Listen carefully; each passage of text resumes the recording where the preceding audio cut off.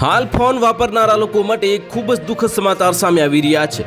European દેશ Spain મોબાઈલને લઈને મોટું પગલું ભરવા જઈ રહ્યું છે અને સ્પેનમાં વેચાતા મોબાઈલ પર ટૂંક સમયમાં વોર્નિંગ લખેલી જોવા મળશે, જેમાં મોબાઈલથી થતા જોખમો વિશે લખ્યું છે, જેમ ભારતમાં તમાકુ અને સિગારેટમાં પેકેટ પર લખેલી ચેતવણીઓ જેવું જ હોઈ શકે છે।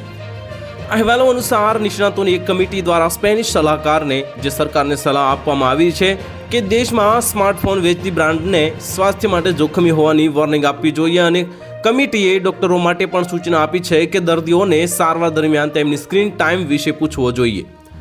સ્પેન એક નવો નિયમ લાવી રહ્યું છે જેને હેતુ બાળકોના મોબાઈલ ઉપયોગને નિયંત્રિત કરવાનો છે અને આ કાયદાનો ડ્રાફ્ટ તૈયાર કરવા માટે 50 સભ્યોની કમિટી બનાવવામાં આવી છે અને આ કમિટીએ 13 વર્ષ સુધીના બાળકો માટે ડિજિટલ ઉપકરણોના ઉપયોગને નિયંત્રિત કરવાની સલાહ આપી છે। બાળકોને 3 વર્ષની ઉંમર સુધી કોઈ પણ ડિજિટલ ડિવાઇસ ન આપવું જોઈએ।